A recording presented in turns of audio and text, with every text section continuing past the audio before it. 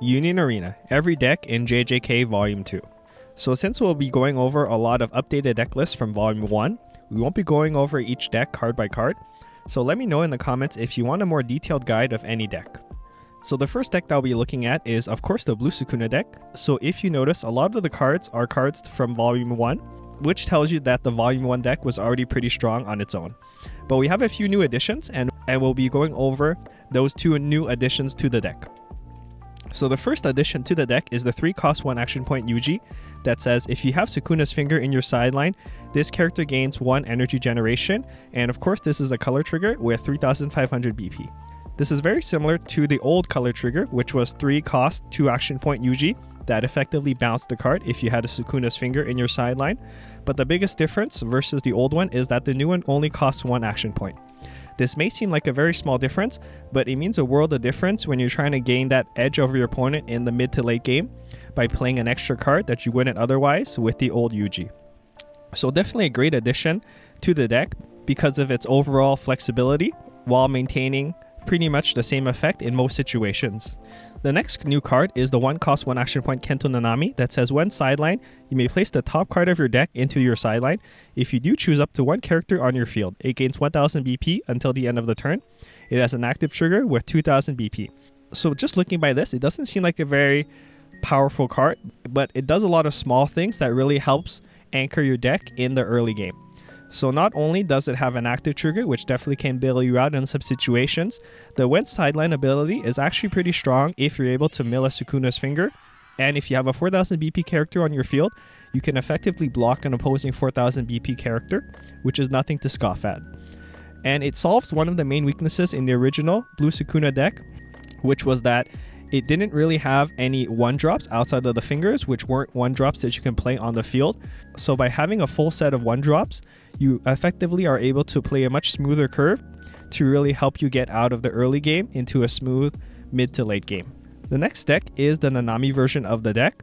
Effectively, we gain a new raid Kento Nanami that is 4 energy 1 action point that says when played, choose up to 1 character on your opponent's front line. It gains this character cannot attack until the start of your next turn. When attacking, place up to 1 card from the top of your deck into your sideline. Then if you have 15 or less cards in your deck, draw up to 1 card and reduce the BP of all characters with 1500 or more BP on your opponent's front line by 1000 until the end of the turn. So definitely a decent card because if you compare it to the old Kento Nanami, on average, if you're not looking at the overtime effect, the effect that activates when you have 15 cards or less in your deck, it's a lot better because you can stun to slow down an aggressive deck from punching you in the face. And in addition, it has a decent when attacking ability that mills the top card of your deck to really get you towards that 15 or less cards. But an important ruling that you shouldn't forget, let's say you use the 1-cost Kento Nanami as a raid target, and then you raid upon it with another Kento Nanami. So what happens when the card is sidelined? So effectively, the base card's when sideline ability will not resolve, even if the top card is sidelined. So basically, if your Kento Nanami dies in battle, you will resolve the when sideline ability of the raid Kento Nanami only, and then the base Kento Nanami, the card underneath it, is not considered sidelined, so it cannot resolve its when sideline ability. So another cool addition to the deck is a new color trigger. So this is a 2-cost 1 action point Kento Nanami that says during your opponent's turn, this character gains 1000 BP and nullify impact if you have 15 or less cards in your deck. So definitely a good utility card when you hit that overtime. It also says when played, place up to 1 card from the top of your deck into your sideline. So pretty decent in helping you get to that 15 card or less requirement for your other cards. So if we compare it to the old Kento Nanami, the biggest difference is that the old one cost 2 action points. It was effectively a stronger card when played because it had more BP and the possibility of impact 1 and a great draw ability, but it's really the 2 action point that was really allowing it to be a very non-flexible card when you wanted to just play some cards down in the mid-game. The next build that we have is a pure Sukuna build, so it's a much taller version of Blue Sukuna since we're playing the higher cost cards, and we will be looking at how this deck plays differently versus the 2 other versions that we saw. But note that if you are playing the 2-cost Yuji, like the one on the left, you can't play the raid Sukuna. There's a restriction on which cards that you can play. Next, we'll be looking at the new Sukuna. So this is a 7-cost that is a raid that inherently has impact 1. It also says when played, choose one of the abilities below. If you have 3 Sukuna's fingers in your sideline, choose 2 instead. If you have 4 or more Sukuna's finger cards in your sideline, which is kind of funny since you can't really have 5, choose all instead. So the choices are: draw a card, your opponent places 1 card from their hand into their sideline. You can also choose all characters with 2000 or more BP on your opponent's front line lose 2000 BP until the end of the turn. Also, you can choose up to 1 character with 3500 or less BP on your opponent's front line and sideline it. Effectively, if you choose more than one option, it will always happen in the order of first to last. So if you choose the bottom 2 options, you can effectively sideline a character with 6000 BP. So in this deck, we'll also be playing these Sukunas. So this is a Sukuna that was in Volume 1, the 6 cost 2 action point Sukuna, that effectively bounces cards on your opponent's field depending on how many Sukuna's fingers that you have, and it also inherently has impact 1. And we'll also be playing the 5 cost Sukuna, that is a raid card that effectively stuns an opposing character that lets you search the top 5 for a finger. So what is different versus all the other decks is that you're playing a lot more Sukunas. So this gives your deck a lot more targets for the Male Valent Shrine that gives a Sukuna a huge boost depending on how many fingers that you have. So noticeably in this deck, you play a lot more of the finger searchers. So if you play 5, you're effectively digging into 25 cards in your deck. So that's pretty much most of your deck already. So by then, I would assume you would have hit 4 fingers, which would give a Sukuna damage 2, snipe, and impact +1. So basically, if your Sukuna already has impact 1, you would use the snipe and impact 2 to be able to knock out an opposing card and deal 2 damage to them. Another card that works very well is the new 5 cost 1 action point Yuji that says during your turn, if on the front line, if you have 1 or more Sukuna finger cards in your sideline, reduce the required energy of all Sukuna cards in your hand by 1. If you have 4 or more Sukuna finger cards in your sideline, 2 instead. When played, draw a card, then place 1 card from your hand into your sideline. And it also has an active trigger with a pretty good 4000 BP. So this card works very well in tandem with all the Sukunas in your hand to try to reduce their cost so that you can play them faster. Next, we have the new updated Kyoto Purple Volume 2 deck. So this actually features a lot of new cards, since the original Purple Toto deck was decent, but was forced to play a few lackluster cards due to not having many options in Volume 1. So one of the new options that we have is the 6 cost 1 action point Ultimate Mechamaru Mode Absolute. So this is a pretty good card because it is a raid card that says if you have 5 or more other Kyoto affinity cards or a Miwa on your field, this character gains impact 1. It also says when play, choose one of the following. Choose up to 1 character with 3500 or less BP on your opponent's front line and sideline it, or choose up to 1 site on your opponent's field and sideline it. The second ability to knock out a site is pretty decent depending on the matchup that you have, since it's not easy to be able to knock out annoying sites. But the first ability works very well in tandem with the card you should be raiding on, which is the 3 cost 1 action point Kokichi that says when played, if you have 5 or more Kyoto affinity cards or a Miwa on your field, choose up to 1 character on your opponent's front line. It loses 1000 BP until the end of the turn. So by using these cards together, you can effectively sideline an opposing character with 4500 BP or less. We also have a new Toto that is 4 cost 1 action point that says activate main. Once per turn, choose one of your Kyoto affinity characters on the other line from this character and swap it with this character. I'm not really sure how you would use this ability that often, but it's pretty good because it is a 2 energy generator with an active trigger and has a good 35 BP. One of the next cards is one of the most anticipated cards for me personally. It is the Toji that we haven't seen in Volume 1. It costs a whopping 8 energy at 2 action points, but it says if the total life of you or your opponent is 4 or less, reduce this card's energy requirement in your hand by 2. You also play this card active. During your turn, this character gains 1000 BP, and when played, this character gains impact 1 and snipe during this turn. So it's pretty much a Kurapika that you can play without having to raid on any card. So it's a card that doesn't really have synergy per se, but it's a very splashable card at 2 or 3 copies that you can use to knock out opposing cards when you're in a bit of a pickle. We also have the updated Purple Mahito deck. So personally speaking, this is one of the hardest decks to build because it has a lot of moving parts and it has a lot of cross synergy between the cursed spirits and the transfigured humans.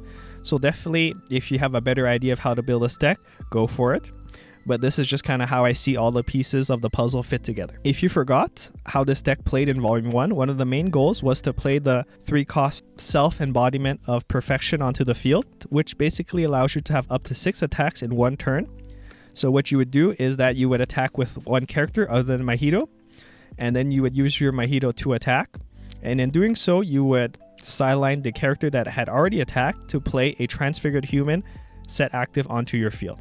And don't forget, if you have 2 copies of this card, both activate on a single Mahito attack, so you can have up to 6 attacks in one turn. But of course, this card has a main downside. It doesn't generate energy, and that's something you have to account for when deck building. One of the new cards is the 2-cost 1 action point Mahito that says during your turn, if a character on your field has been sidelined this turn, this character gains 1 energy. Also activate main once per turn, sideline 1 character on your field other than Mahito.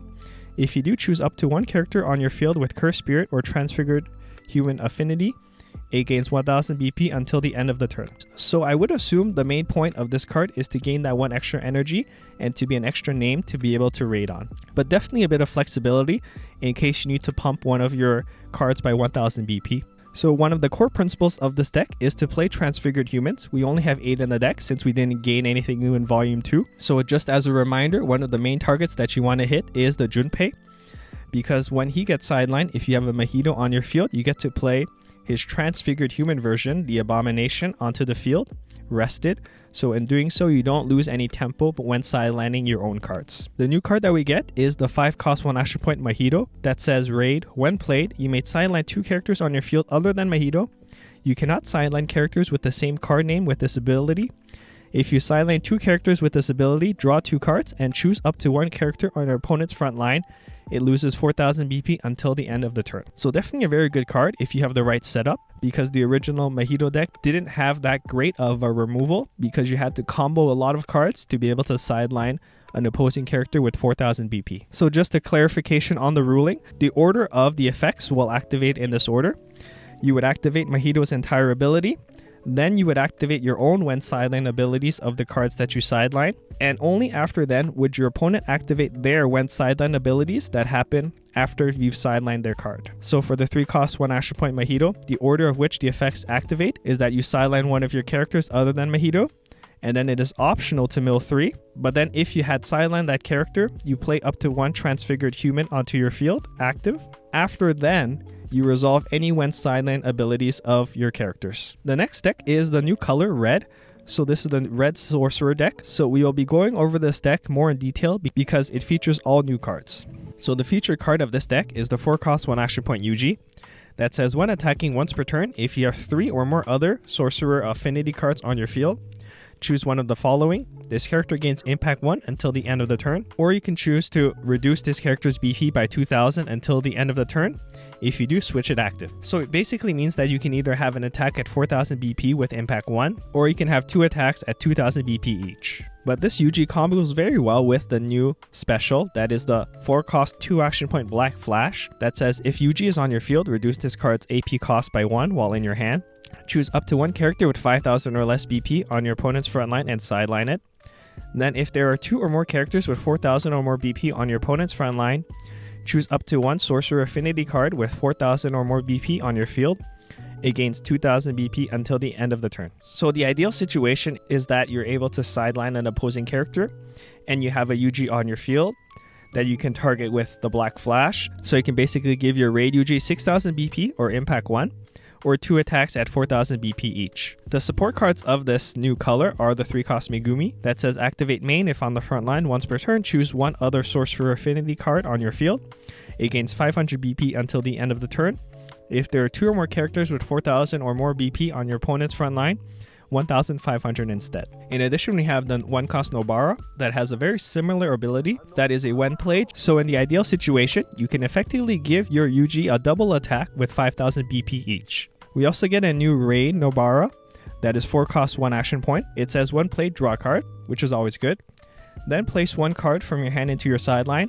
If you place a Sorcerer Affinity card into your sideline with this ability, choose up to 1 character on your opponent's front line with the same required energy or base BP as that card. It loses 3000 BP until the end of the turn. Also, it has an activate main that is place 1 card from your hand into the sideline.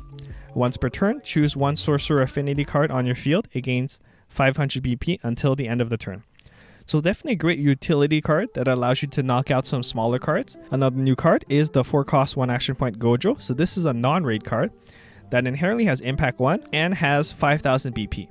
So these stats are very good for only 4 energy, but likely we have a bit of a downside on this card. So that downside says at the end of your opponent's attack phase, if there are 2 or more characters with 4000 or more BP or a Ghetto on your opponent's front line, Place this character into your removal area and look at the top 4 cards of your deck.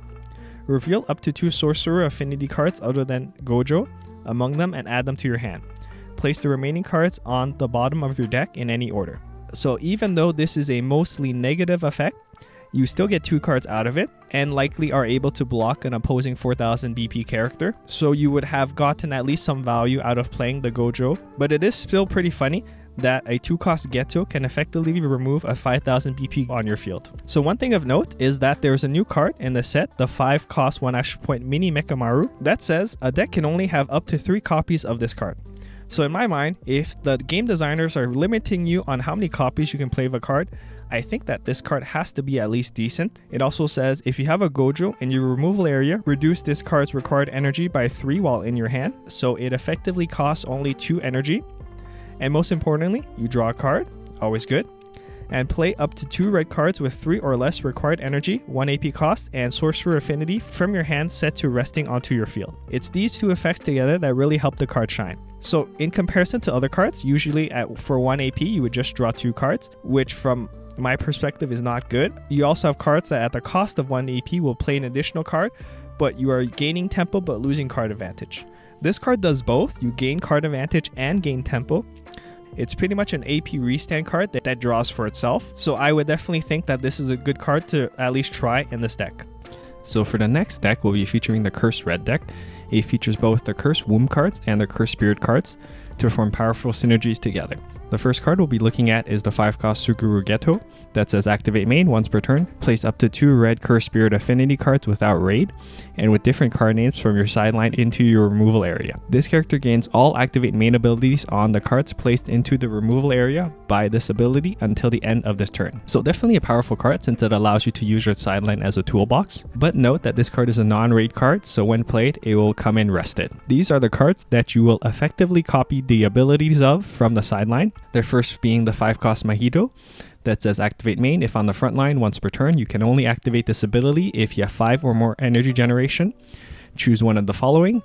This character gains impact 1 until the end of the turn, or you can choose you may sideline 1 character on your field other than Mahito.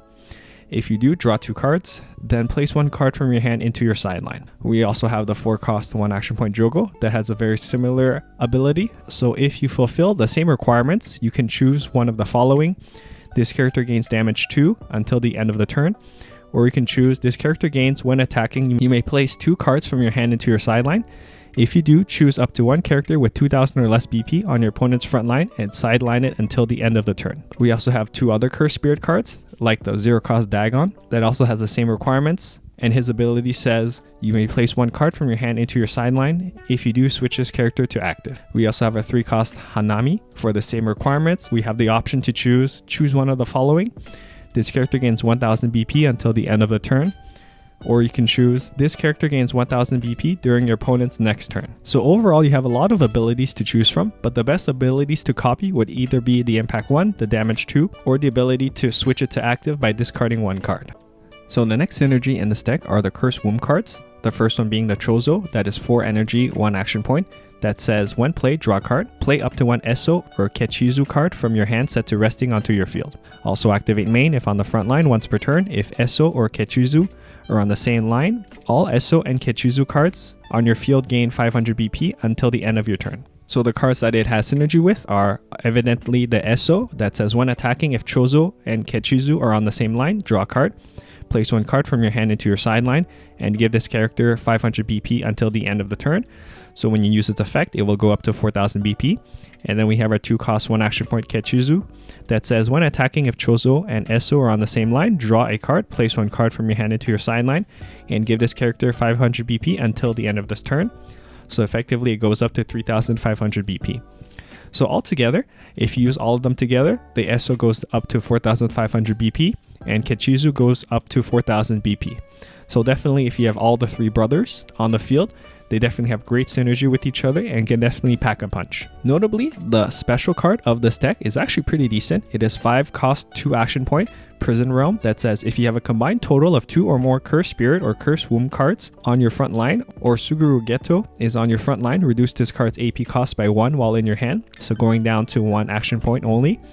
Choose one character on your opponent's front line with 5,000 or less BP and place it into their removal area. So definitely a step above other special cards that only sideline cards. And if you place a character with 5,000 BP in their removal area with this ability, draw up to one card. So effectively it counters Gojo. Most Gojo cards have 5,000 BP. Next, we have the updated Gojo deck.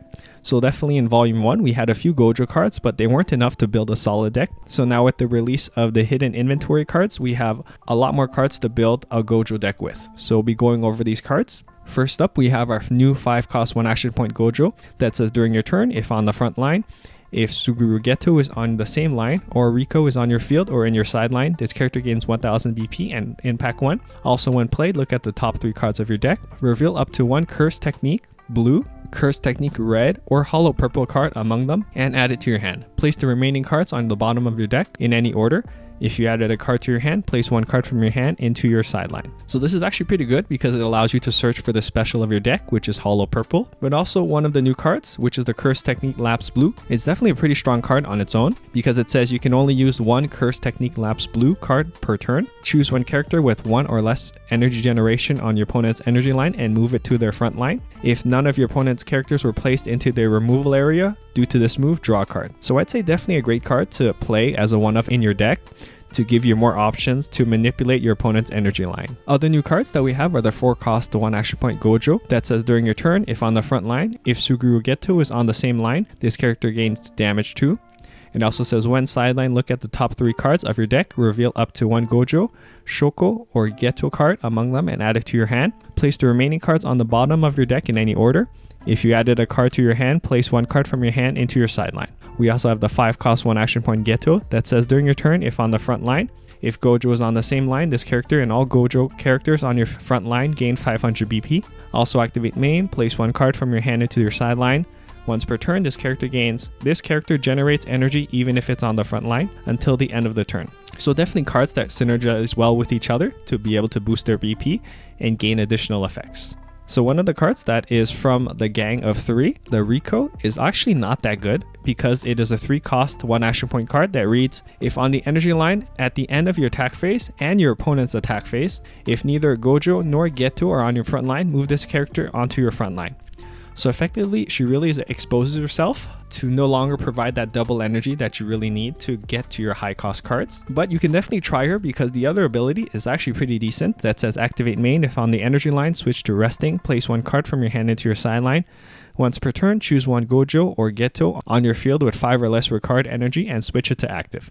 So because you're playing all non-raid cards, they all come in rested when you play them. So this effectively is one way to turn them active on the turn you play them to be able to swing for damage. Next we have our updated yellow Megumi deck. It summons a lot of Shikigamis, and you also have your sight to be able to multi-attack with those Shikigamis. One of the new additions to the Shikigami gang is the 3-cost 1 action point Max Elephant that says this character generates energy even if it's on the front line. And when played, return 1 other Shikigami affinity card on your field to your hand if you cannot return this character to your hand. But most importantly, this card has 4000 BP, which was the weakness of the old version of this deck, which capped out at 3500 BP. So unless you were able to boost your cards, you weren't able to get over most raid cards. So given that this is at 4000 BP, it definitely solves that problem, and your Shikigamis can actually pack a punch now without being boosted by other cards. So the main card that you want to synergize with this card is the Rabbit Stampede that says when this character is returned to your hand from your field, choose up to 1 Shikigami affinity card on your field and switch it to active. So if you choose it with the Max Elephant, the rabbits go to your hand, and then your Max Elephant gets swapped to active, and then you can attack with it. Another new card in this deck is the Megumi that is 4-cost 2 action point. It says once per turn, when the activate main ability of a Chimera Shadow Garden on your field activates, all Megumi characters on your field gain 1000 BP until the end of the turn. It also says when played, choose up to 1 character on your opponent's front line with BP equal to or less than 1000 multiplied by the combined total of Shikigami affinity and Chimera Shadow Garden cards on your field and sideline it. So definitely a funny card, mostly because your Chimera Shadow Garden card could not pump your Megumis, so you didn't really have a way to boost up your weaker Megumi cards on your front line. So this gives you an alternate way to do so. And also, the weakness of the deck was that your special when played during your turn did not have the ability to sideline an opposing character. So the new Megumi gives you that option to be able to sideline opposing cards that are giving you trouble. We also have some new lower cost Megumi cards like the 2-cost Megumi that says when played, look at the top 3 cards of your deck, reveal up to 1 Chimera Shadow Garden or Shikigami affinity character among them and place it to the top of your deck or into your sideline. Place the remaining cards on the bottom of your deck in any order. So this definitely competes with the old 3 cost 1 action point Megumi that provided double energy, but I truly do believe the new Megumi is much better because it has an active trigger, it has more attack at 3000 BP, it only generates 1 energy, but you have ways to counter this with your new Max Elephant card. And most importantly, allows you to search for your site, which helps you double attack during your turn. And also, if you think about it, Shikigami cards don't really need to be in your hand to be effective. As long as they're in your sideline, you have multiple ways to revive them. Underrated addition to the deck is the zero cost Shoko that says when played, draw a card, then place 1 card from your hand into your sideline. So this was sorely missing in the old version of the deck because it allows you to dig for pieces that you need, and you're able to dump into your sideline Shikigami cards that can be revived later on. So now we're going to do a quick ranking of all the decks. This is going to be a big guess given that a lot of these are new cards. So the first one would be the updated blue Sukuna deck, just because the old shell from Volume 1 was proven to be very strong, and you're adding cards that help fill in the gaps of that deck to improve the consistency of the deck. But very close to that is the Nanami deck, since it got a lot of new cards in Volume 2 that helps aid its top end while providing more consistency when you're not able to enter overtime. So definitely a big contender and very close to the updated blue Sukuna deck. Next up, I would say it's the updated version of the Kyoto deck, because you have a much better endgame that allows you to sideline cards that give you trouble versus the old deck, which was a bit gimmicky towards the end. Next, I would say it's the big Sukuna deck, mostly because the core contains a lot of cards in the top 2 decks. But definitely it's a contender because even though it may not be as consistent, the top end cards are definitely very strong when you're able to get all the fingers into your sideline. After that, I would say it's the Megumi deck, mostly because it was decent in Volume 1 and it gets a lot of cards to help it synergize better and fill in the gaps that it was lacking. So definitely a deck worth trying. So after that, it would be the red Sorcerer's deck. So the main weakness of the deck is that it really depends on having your Yuji being built up. And kind of like the blue Ichigo deck, if they're able to knock out your Yuji, you're a bit behind because all your other cards are mainly there to support the Yuji. But if you're able to get a Yuji and power it up, you can definitely pack a punch and put a lot of pressure onto your opponent. So after that, we have the Mahito. So this is a solid deck, but it is definitely a hard deck to pilot because it has a lot of moving parts. But I would say if you're a good pilot of this deck, I would give it a chance because it will definitely reward players that like complicated gameplay. After that, it would be the red Curse deck. So this is a decent deck that is fairly simple to play, but it has a lot of synergy that requires a lot of setup that might not happen every game. But if you can get that to work, I definitely think that this deck is worth building. And unfortunately last, I would say the yellow Gojo deck is in last place, mainly because it doesn't have any raid cards. Raid cards are good because they increase the tempo because they come in active. And when you play all your cards rested, you're effectively giving your opponent an extra turn to deal with your cards. But if you think that you have a better build that would work better, definitely give it a try. Thanks for watching. Like and subscribe for more videos.